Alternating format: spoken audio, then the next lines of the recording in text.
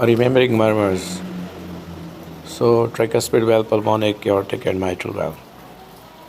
Systolic murmur R on the sides and S in the center.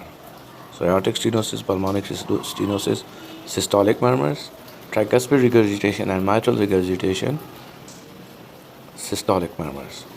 If you want to see for the diastolic murmurs, tricuspid stenosis, pulmonic regurgitation, aortic regurgitation, and mitral stenosis. So these are the diastolic murmurs.